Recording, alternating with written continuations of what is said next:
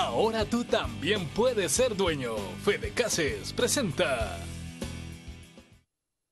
Muy bien, estamos de regreso en la entrevista de Hechos AM. Nos acompañarán dos miembros del equipo económico del Partido Alianza Republicana Nacionalista Arena, Sandra Barraza y Luis Membreño. Con ellos vamos a hablar precisamente sobre, bueno, cuál es la propuesta económica del Partido Alianza Republicana Nacionalista Arena de cara a ganar, ¿no?, este triunfo el próximo 9 de marzo.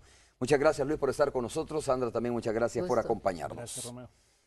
Comenzamos con las cifras, ¿les parece? Con números, con datos. Bueno, estaba viendo un reporte de uno de nuestros reporteros, de uno de nuestros periodistas, y decía que este plan económico, Luis, costaría más o menos 5.000 millones de dólares de ponerse en marcha, y para esto el país necesitaría crecer un 3%, ¿no?, para poder recaudar, digamos, esa cantidad de plata.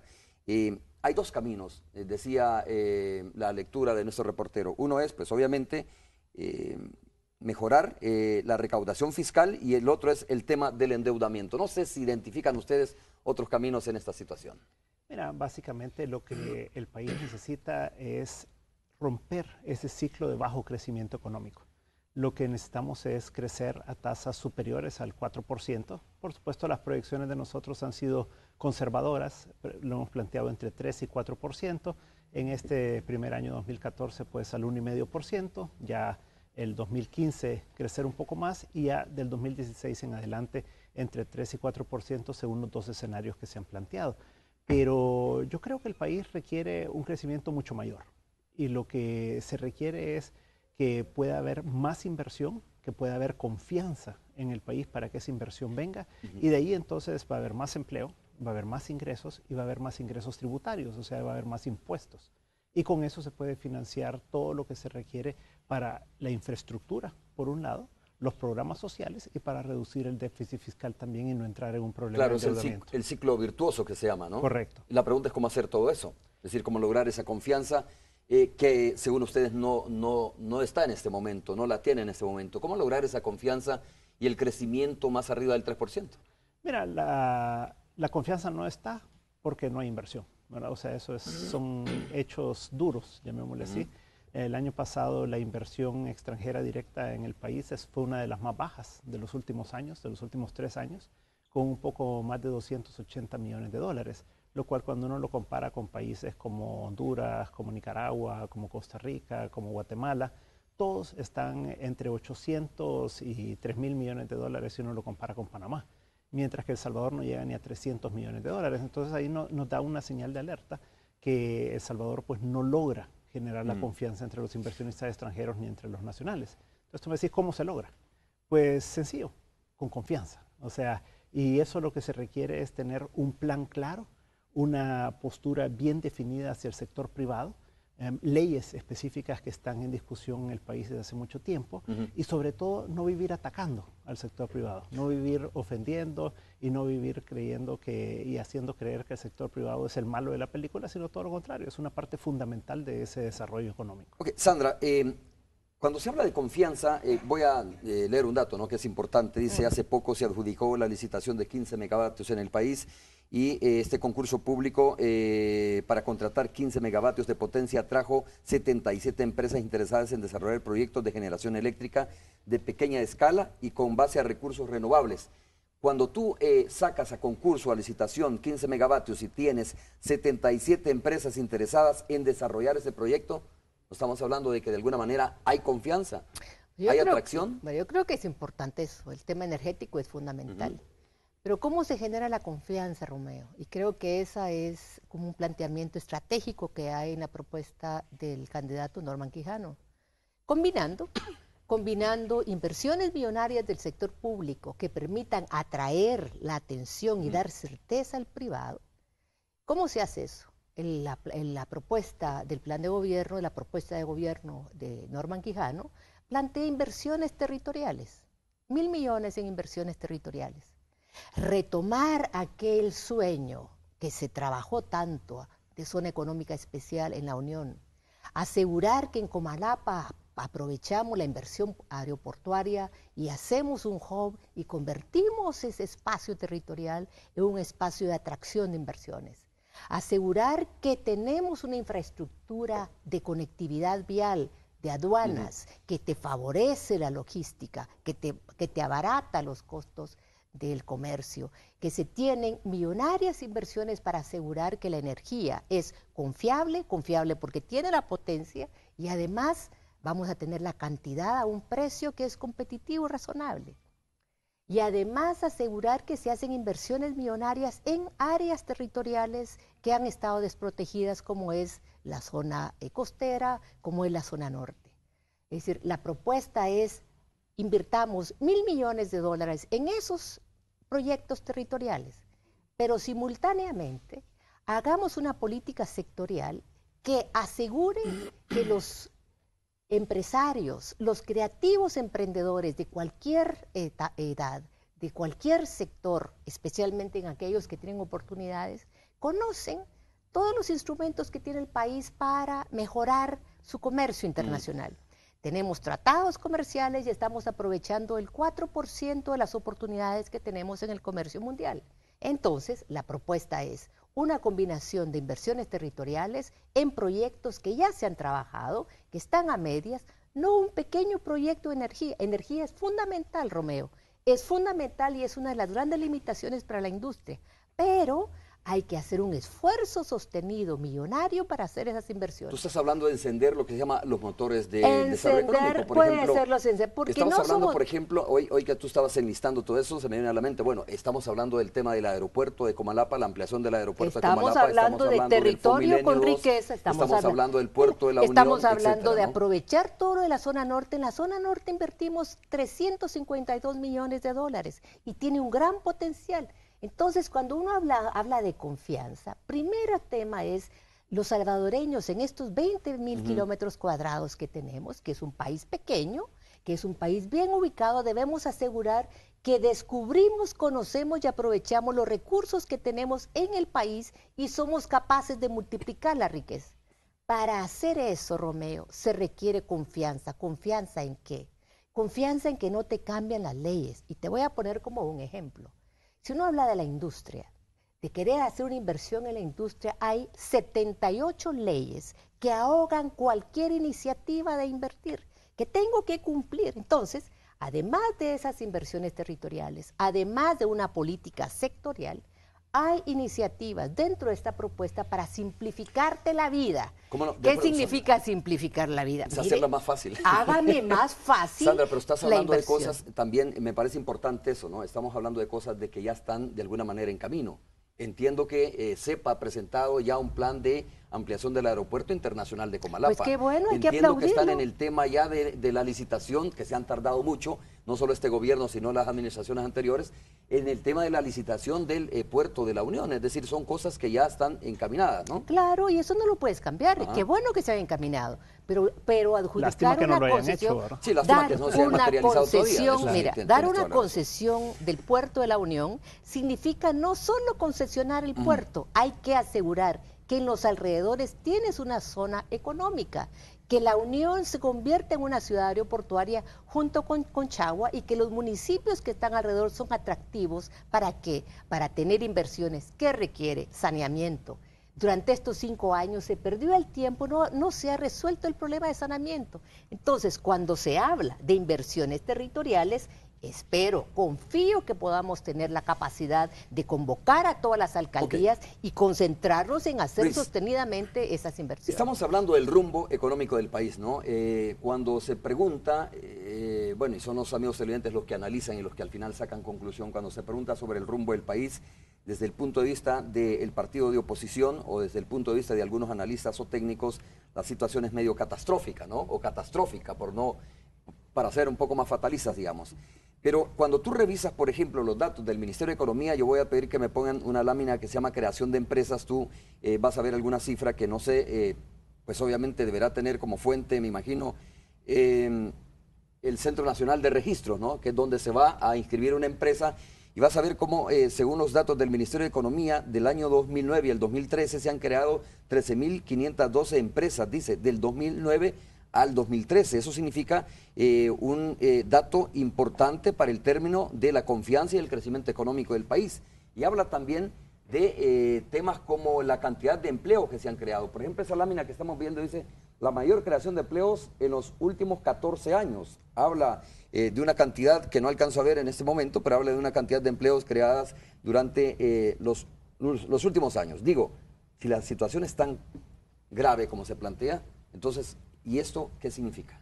Mira, Romeo, yo creo que no vale la pena el ponerse uno en dimes y diretes. Te voy a contestar igual, porque lo que es claro es que la gente se queja, y todos lo sabemos, de que no hay suficiente empleo en el país. Solo tengo el dato, dice que se han creado 104.003 empleos durante nosotros estamos periodo. planteando crear eso, ellos en 5 años, estoy hablando en un año. Crear eso. en un año empleos, más de 100.000 empleos. 100.000 empleos en un año. Ajá. Entonces, de eso es de lo que estamos hablando. O sea, el problema es que aquí creemos que por crecer al 1%, al 1,5%, que eso nadie lo duda, son cifras oficiales, entonces ya el país no puede crecer más y este país necesita crecer al 7%. Nosotros estamos planteando 3, 4, pero estamos hablando de que la única forma que este país puede ir resolviendo sus problemas de desempleo, de ingresos tributarios para poderle dar sostenibilidad a todos los programas sociales es a través de un crecimiento del 7%. ¿Eso qué implica? Para ponerlo en perspectiva con la inversión que tú nos planteabas de los 15 megas. Los 15 megas son más o menos 30 millones de dólares. Este país necesita 5.000 millones de dólares. Esos 30 millones que tú nos planteabas es en 2 años. O sea que eso en cuentas nacionales sería 15 millones uno y otro. Entonces, aquí estamos hablando de una inversión de 5.000 millones de dólares que necesita el país cada año. Estamos hablando de mega confianza, ¿verdad? Y eso es lo que no tenemos. Entonces, cuando tú me mencionas la creación de empresas, claro, o sea, si eso siempre se da, pero el problema es que no está el neto. ¿Cuántas son las que quebraron? Te puedo decir que hay muchísimas empresas. Yo estuve en la Cámara de Comercio como vicepresidente por varios años y nosotros todas las semanas teníamos renuncias de empresas, y se tiene todavía renuncia de empresas. ¿Por qué? Porque quiebran, ¿verdad? Porque no tienen capacidad. Entonces yo creo que hay que netear las cosas. No solo puedes decir creció tanto, sino cuántas fueron las que quebraron. Sí, te estoy mostrando los datos que dice el Ministerio de Economía. A propósito, tienen como fuente el Seguro Social. Está que estamos viendo empleos formales creados en el periodo de gobierno 1999-2013. Está hablando exactamente de una cantidad a mayo. A noviembre del 2013 de 104.003 empleos, ¿no? Ese es el dato proporcionado por el Ministerio de Economía. Yo creo que eso tenemos que reconocerlo. Ahora, y qué bueno. Me quedo, Sandra, y si tú también me puedes ampliar un poco esto. Crear 100.000 empleos en un año, o sea, de verdad te digo, habría que explicarlo cómo, porque si este gobierno ha creado en este periodo 100.000 empleos en un año, tiene que ser una cosa, perdona Luis, o muy bien pensada o una fórmula mágica, una cosa mágica, porque no es fácil crear ¿cómo se llama? 100.000 empleos en un año. Cuando uno ve los casos asiáticos y uno ve tasas de crecimiento del 12% por año, por ejemplo China, durante 20, 30 años sostenidamente, ¿verdad?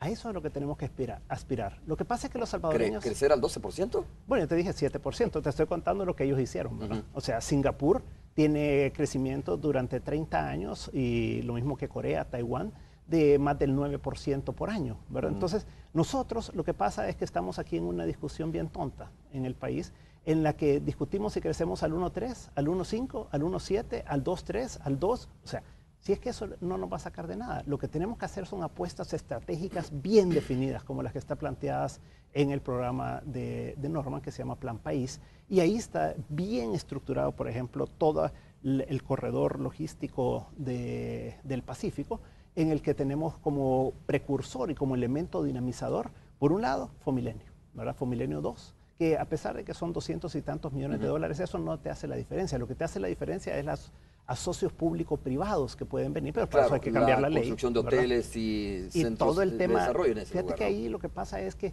la parte turística es importante, la parte agrícola es importante, pero tenemos que generar grandes centros de desarrollo industrial también.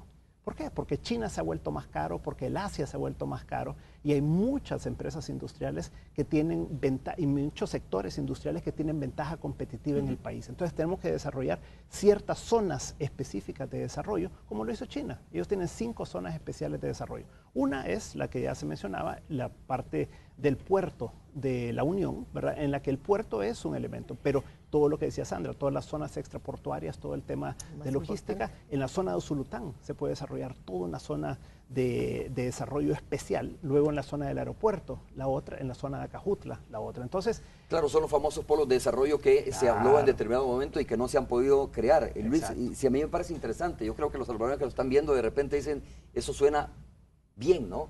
Es más, eso es lo que necesita el país, crear esos polos de desarrollo. Ahora, pero de pensarlo, de creerlo, a tener el financiamiento, a hacer lo posible, ahí es donde parece la distancia y lo complicado. Por ejemplo, vuelvo al dato de 5.000 millones de dólares y la pregunta es, si este país en este momento va Coyol quebrado, Coyol comido, si con la recaudación fiscal que tenemos, con el agujero fiscal que se tiene, con la evasión que hay, que todavía no se le ha entrado ni en este gobierno ni en los anteriores, entonces uno se pregunta, a ver, si nos cuesta financiar los programas sociales acá, si hay discusión por eso, ¿y cómo puedes imaginarte tú tener 5.000 millones de dólares, que ojalá que los tuviéramos, para poder desarrollar, para poder tener esta plata, ¿no? Y para poder desarrollar todos estos polos, o poner en marcha estos polos de desarrollo. Estamos hablando de que se necesita crecer al 3% para esta plata. Pero bueno, tengo que hacer la pausa comercial, la primera pausa. Vamos a regresar. Volvemos. Al 6%.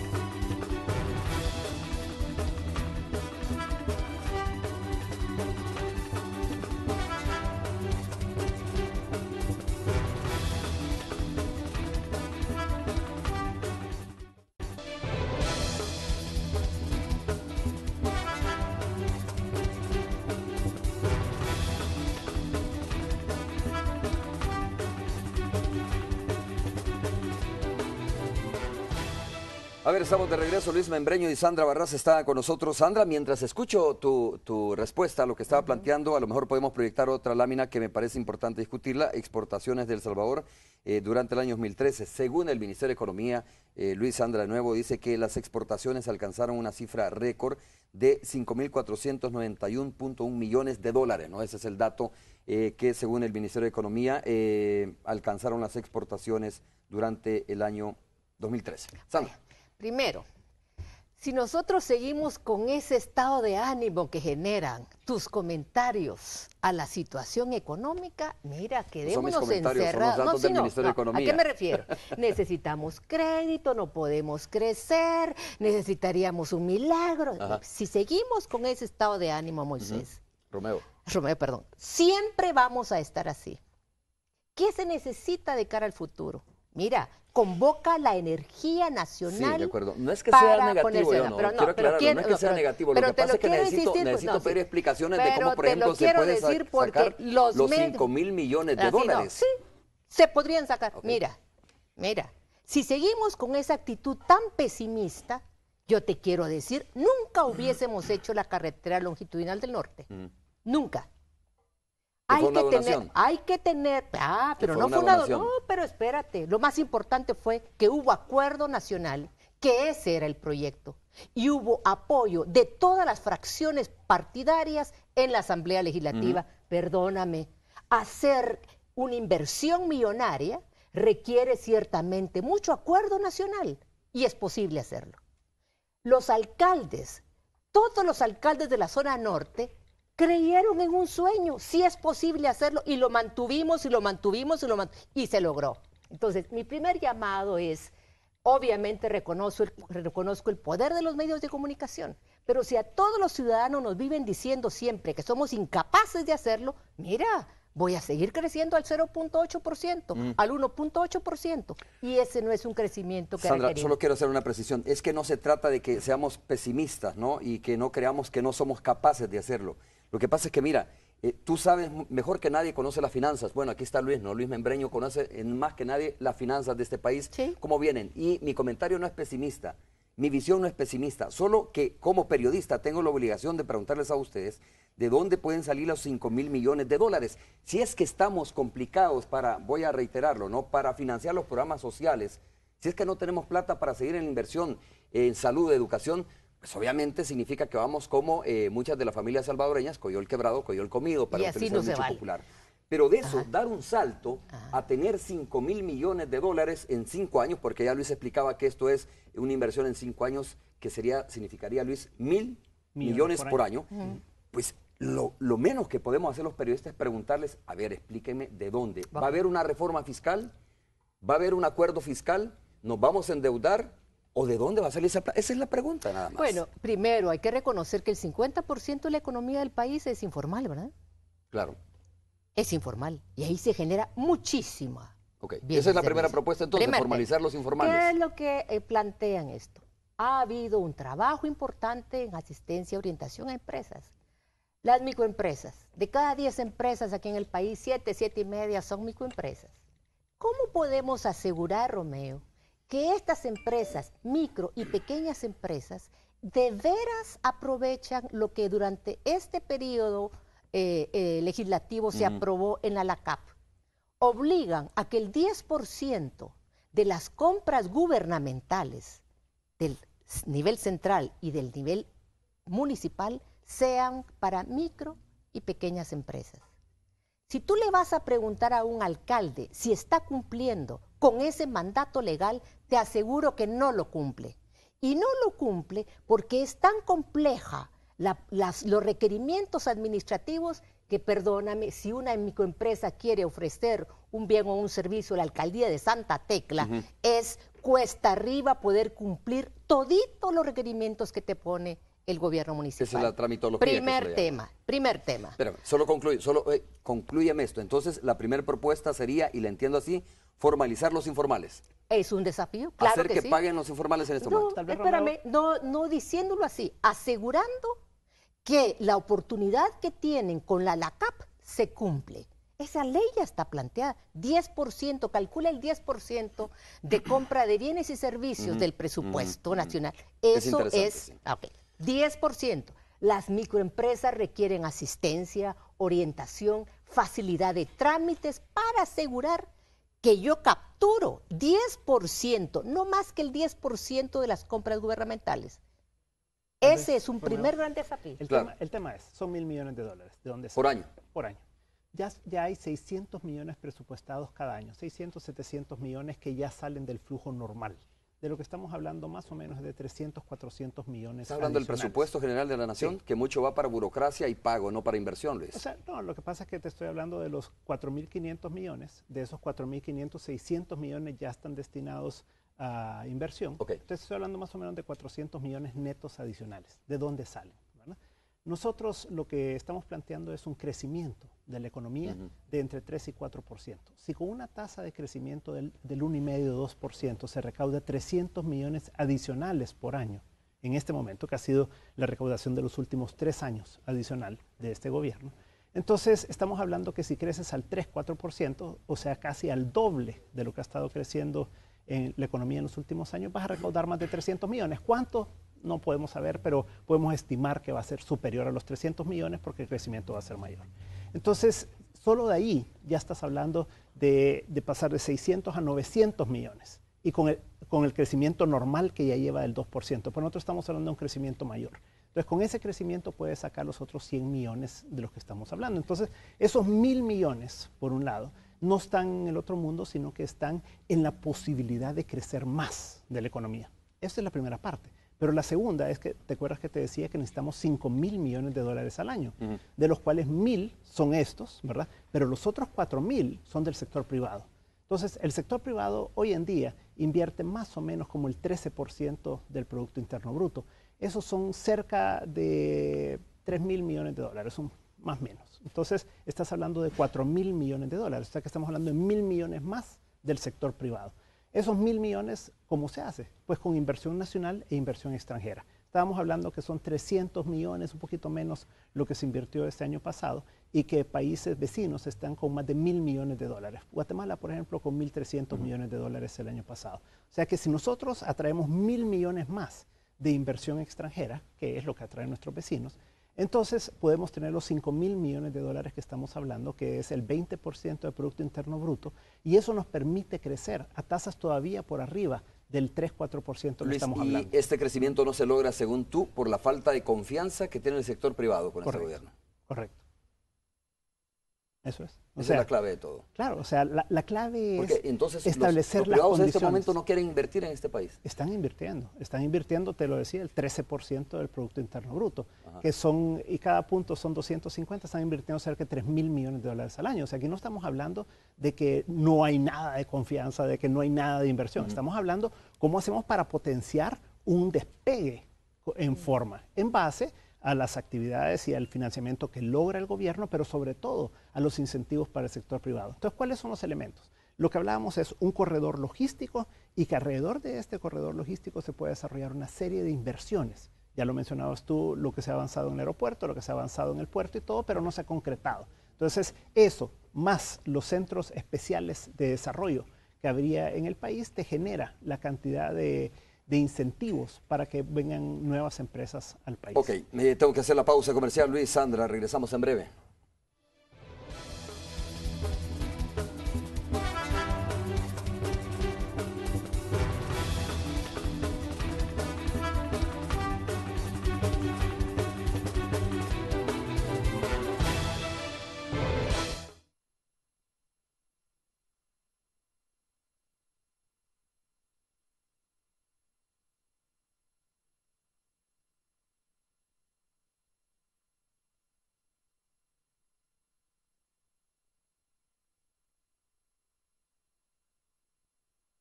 El reporte del tráfico.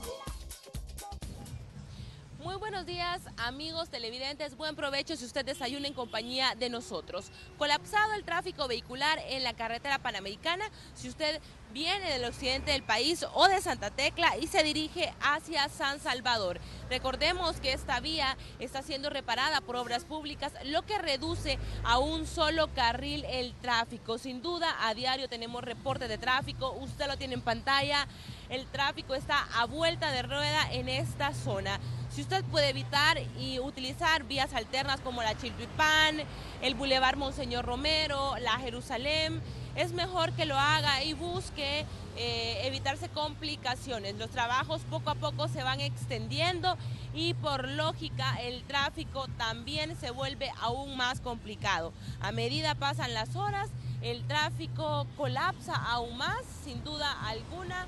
Es muy importante que tome en cuenta las recomendaciones y se evite complicaciones a la hora de iniciar la jornada en este día. Ahí tienen las imágenes, el tráfico colapsado en la carretera panamericana y esa es la información del tráfico que tenemos a esta hora de la mañana. Con esto retorno la señal a los estudios principales.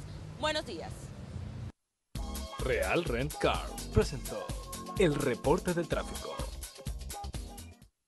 Buenos días, muchas gracias por continuar con nosotros. Más adelante vamos a ir con el enlace con Tony Cabeza y la Radio 109. Luis, hay cosas que pues obviamente los candidatos por estrategia política, ¿no? Electoral, digo, no la mencionan, pero sí creo que aquí es ineludible hablar, además de las medidas que dice Sandra, que son importantes ponerlas en práctica aprovechando la ley LACAP, pero es ineludible que el próximo presidente de la República, sea quien sea, tiene que ver el tema fiscal, ¿no? Sí. Pero no solo la evasión y la elusión fiscal, sino más bien cómo ampliar la base tributaria, por ejemplo, lo que decía Sandra, de ampliar, de formalizar a los informales. Correcto. Pero también yo creo que aquí hay que revisar el tema tributario en términos de cuánto pagan aquellos que tienen más ingresos, si están pagando lo correcto o no están pagando lo correcto. No sé si ese análisis lo han hecho ustedes al interior del equipo económico del doctor Norman Quijano. La necesidad de decir, señores, inevitablemente vamos a dos cosas, a endeudarnos, a ampliar la base tributaria, a lograr un pacto fiscal, o a qué. Mira, yo creo que lo importante es el pacto fiscal. O sea, ya la palabra es bastante trillada, pero tiene que haber un acuerdo fiscal porque tenés que entrarle por todos lados. Tenés que entrarle por el lado de los ingresos, ya tú lo mencionabas, la parte de la evasión en sí, que la evasión viene de diferentes fuentes y hay que atacarlas todas, sea una gran empresa, como sea una pequeña empresa, una mediana empresa. Está todo el tema de la informalidad. En la informalidad, el monotributo es una de las propuestas que hemos manejado ya por muchísimos años en el país y se retoma ahora en esta ¿Y lo han incorporado ustedes a su...? ¿Qué es el monotributo? El monotributo, mira, por mucho tiempo se habló de simplemente incorporar al sector informal diciéndole, usted paga una tasa bruta. Por ejemplo, tú vendes $1,000 al mes y pagas el 10%, por lo tanto pagas $100. Punto. O sea, sin llevar contabilidad, sin esto, sin todo lo demás. Pero después se ha avanzado más en el concepto. Y es no solo que te sirva el porcentaje que se establezca, que es para discusión, ¿verdad? Pero es que además una parte de eso sea una contribución para que pueda tener acceso al seguro social la persona, porque generalmente son personas individuales las que manejan su microempresa, y por el otro lado también que puedan cotizar a las FPs, y la diferencia que vaya a Hacienda como un pago de impuestos. Entonces de esa manera tú generas el incentivo, porque la persona dice, bueno, yo con eso tengo protegida a mi familia en cuanto a salud, tengo protegido mi futuro, ¿verdad? Con las pensiones, y además pues pago los impuestos. ¿A quiénes se les aplicaría el monotributo, Luis?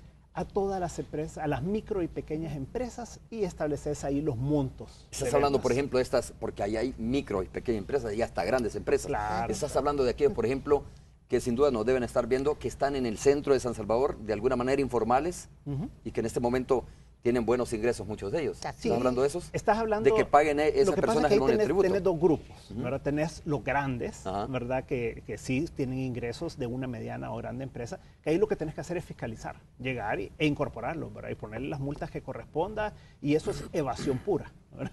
Y por el otro lado tenés los microempresarios, que es la señora de un canasto o la de un puesto en un mercado. Y estas personas, entonces, el problema es que tú no le puedes pedir que lleve contabilidad, que tenga auditor fiscal, que tenga todas estas Hagamos cosas, un ejercicio sencillo. ¿Cuánto pagaría, por ejemplo, una señora de un canasto? Mira, suponete que esta persona gana $50 al día, ¿verdad? O sea, vende $50 al día, y que al final de cuentas vende $1,200, pongámosle, al mes. Entonces tú estableces una tasa, digamos, del 5% sobre la venta, y estás hablando entonces de $60 al mes. Y que de esos $60 sean, pongámosle, 30 o 40 para el Ministerio de Hacienda, y la diferencia es cotización al Seguro Social y a la AFP. Solo para dejarlo claro, ¿eso está incorporado en la propuesta de ustedes? Sí, está planteado como tal, no desarrollado. Del equipo de trabajo del doctor Norman. Correcto. Sandra. Yo creo que hay que tener claro, Romeo, que es más caro el subdesarrollo que financiar el desarrollo. Y creo que todos los ciudadanos debemos tener una cultura de asegurar que pagamos los impuestos, que se financie el desarrollo, y además una cultura que exige que las instituciones hagan su tarea. Si uno revisa el marco institucional que hay y todo el marco legal también, yo no sé por qué estamos mal, porque hay instituciones y leyes para todo. Los ciudadanos debemos asegurar que lo que recauda el fisco, que debe recaudar con todos los que producimos riqueza, se administra adecuadamente. Entonces, medidas como las que plantea Luis, medidas como incentivos fiscales para generar más riqueza, pues son viables en este país. Por ejemplo, empleo juvenil. ¿Cuál es el problema de los chicos? Hay chicos que quieren seguir estudiando, pero no tienen suficiente apoyo de la familia porque no pueden financiar la universidad. ¿Cuántas veces hemos hablado de la necesidad de tener empleo parcial? 20 horas, 10 horas. Eso es posible hacerlo con las empresas. Estás hablando de las personas, de los jóvenes que no tienen empleo, de los que no tienen empleo, menos de 30 años. Segundo, podemos tener incentivos a las empresas a las que generan empleo para jóvenes menores de 30 años. Yo no veo por qué no puedes tener un incentivo fiscal para que los jóvenes puedan incorporarse a eso. Siguiente tema, empleo juvenil. Chicos que quieren tener su propia empresa, que quieren tener autoempleo. Yo he visto muchos casos en temas, por ejemplo, como el diseño de videojuegos, de todo ese tipo de cosas. ¿Puede el gobierno apoyar iniciativas emprendedoras y empresariales en ese marco? Yo creo que en esto tenemos que ser creativos, tenemos que asegurar que conocemos y aprovechamos las experiencias que ya se tienen, que aprovechamos lo que se ha avanzado, porque ciertamente... Sandra, ¿cuál es la diferencia de lo que tú estás planteando de generar empleo juvenil a estas personas y lo que dijo el candidato a la presidencia por el Partido Arena, ¿no? El plan Nini, que le conoce. Que a los que no tienen ni empleo, no tienen ni estudio, o sea, se les iba a reclutar y adiestrarles y luego incorporarles a granjas de desarrollo agrícola, entiendo, ¿no? ¿Cuál es la diferencia entonces? Bueno, estamos hablando de dos cosas distintas. No, estamos hablando de, lo mismo. De cosas distintas. Se está hablando del mismo problema. Uno tiene un gran problema aquí en el país de jóvenes que no tienen la escolaridad de bachillerato, que desertaron en tercer ciclo o sexto grado, y que no tienen oportunidades de insertarse en el mercado laboral porque no hay oportunidades para ese perfil. Y tampoco pueden seguir estudios porque no tienen financiamiento para pagar el bachillerato o pagar educación a distancia. Ese es el gran desafío. ¿Cómo en el país encontramos formas para que ellos puedan tener una ocupación productiva? En el caso del área rural, en donde la escolaridad es mucho más baja, es posible generar ideas emprendedoras para que se trabaje colectivamente. Se han iniciado algunas experiencias sobre eso. En el área urbana es posible que las empresas formales incorporen a jóvenes que necesiten trabajar dentro de su plantilla. en el plan de gobierno lo que se está planteando es que hayan incentivos para hacer efectivamente eso. Si los chicos no estudian, si los chicos no trabajan, están en la calle. Hay que entonces están en la calle. ¿Y cuál es el alta. problema? ¿Y cuál es el problema que un chico esté a esa edad en la calle? Mira, el riesgo de violencia, el riesgo de ocupación del tiempo libre en cualquier actividad que no sea productiva. Yo creo que ahí hay que hacer un gran acuerdo de país, que nuestra prioridad sea asegurar que los chicos, los niños, los chicos, los adolescentes estén haciendo lo que deben hacer en su momento. En la edad escolar deben estar estudiando, en la edad de trabajar deben tener oportunidades atractivas, seguras de empleo. Ese es el gran desafío Luis, que nosotros vamos al enlace con la radio 102.9, pero solo me voy con la duda y si quieres la discutimos con la radio. En un gobierno moderno, en una situación, en una sociedad moderna, entendería yo que no se ofrece causarle alta a los jóvenes e internarles en una granja, sino más bien se les ofrece generarles condiciones para empleo y para estudio, ¿no? Simple y sencillamente. La otra no es opción. La otra es una medida, parece una medida más un poco, digamos, no de los países modernos, no de sociedades modernas. Ofrecerle a los jóvenes, causarles alta, internarlos, ¿verdad? En vez de decirles, señores, no se preocupen, no los vamos a llevar a un internamiento, sino más bien vamos a generar condiciones en sus comunidades para generarles empleo y para crearles condiciones para que puedan estudiar, pienso. Ya, por supuesto, si quieres lo hacemos con Tony. Tony está escuchando, por supuesto, lo que estamos conversando. Hola, Tony. Estoy escuchando. Un saludo para Sandra de Barraza, qué gusto saludarla por este medio, para Luis Membreño también. Bienvenidos a la señal de Radio 102.9. Nos acompañan Gloria Salguero Gross y Roberto Ávila, fundadores del partido Arena, también Romeo, y tú habías dejado pendiente una pregunta y yo estaba escuchando con atención. Y permíteme nada más que Luis pueda contestar, adelante, ¿no? Luego saludo yo a Gloria Salguero Gross y el señor Ávila. Adelante. Mira, la pregunta creo que ya la escucharon, entonces son varios elementos. Uno es que se necesita que los jóvenes que están sin trabajar, que están sin estudiar, los ninis, como se les menciona, entonces tengan las oportunidades de poder tener acceso, ya sea a seguir estudiando, como dice Sandra, pero el problema es que no tienen ingresos. Entonces tienes que tener tiempo parcial, que ellos puedan trabajar y de esa manera financiarse los estudios, financiarse ya sea el colegio, la universidad, etcétera. Y por el otro lado, tú me mencionabas el reclutar. Entonces ahí esto viene en otro sentido totalmente y es la posibilidad de educar a personas que han caído en delitos, ¿verdad? Y entonces estaba planteado para una forma de reinserción de todas las personas que ya estaban en maras. Bueno, entonces, eso son dos cosas diferentes. O sea, la gran mayoría de los jóvenes son las personas que no han cometido delitos, que no están con problemas con la justicia. Claro, es que yo lo entendí que esta cuestión de causarles, la propuesta de causarles alta es para los ninis. Yo creo que está registrado así de esa manera en alguna publicación. Yo creo que tal vez ha habido alguna confusión, pero no era en ese sentido. Y no es delito no tener ni empleo ni tener trabajo, ¿no? Entonces, pero yo entendería que la propuesta inicial a lo mejor... no es delito, pero es un desperdicio de riqueza. No, por supuesto. De riqueza nacional. Sobre todo en un país que tiene un bono demográfico como el nuestro, que hay mucha juventud. Gloria Salguero Gross y Roberto Ávila, ¿cómo están ustedes? Un gusto saludarles. Aquí están con nosotros. Gusto de saludarte, Romeo, también a Sandra y a Luis. Un abrazo para ustedes. A Luis, igualmente a ambos. Gracias. Yo les quiero preguntar a tus invitados, Romeo. Marta Evelyn de Rivera, presidenta del BCR, dijo ayer precisamente que el 2013 habría cerrado con un crecimiento económico del 1.9% y que esto todavía habría que revisarse ya por marzo.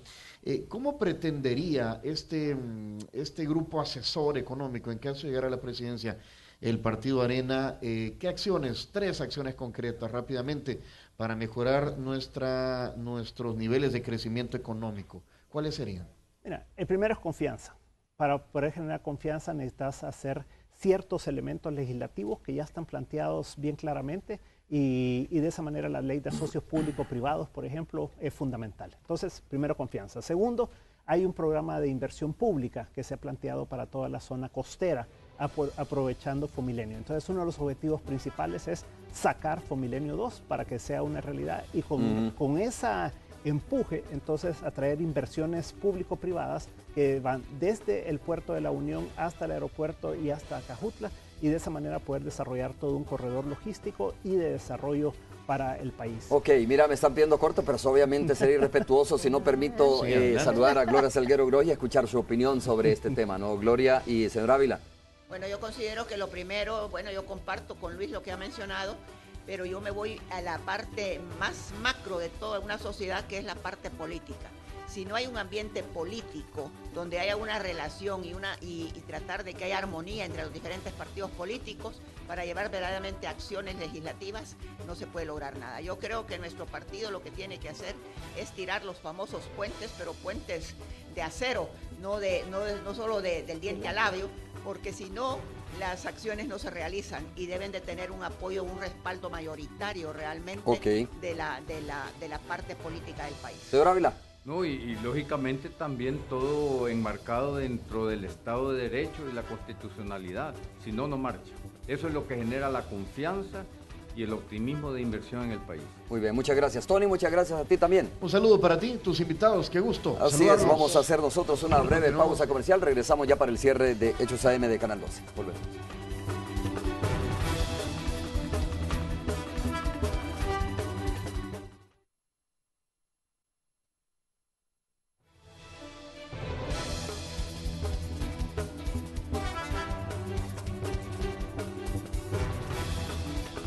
Bueno, muy bien, Luis, de verdad no tengo más tiempo que para despedir. Sandra, también muchas gracias. Es un tema muy apasionante sobre el tema de cómo se tiene que resolver y enfrentar muchos de los problemas de nuestro país.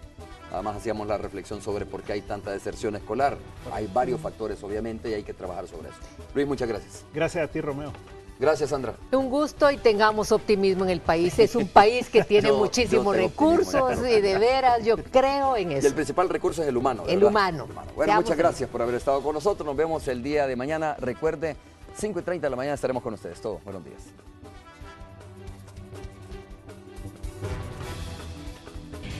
Ahora tú también puedes ser dueño. Fede Cases presentó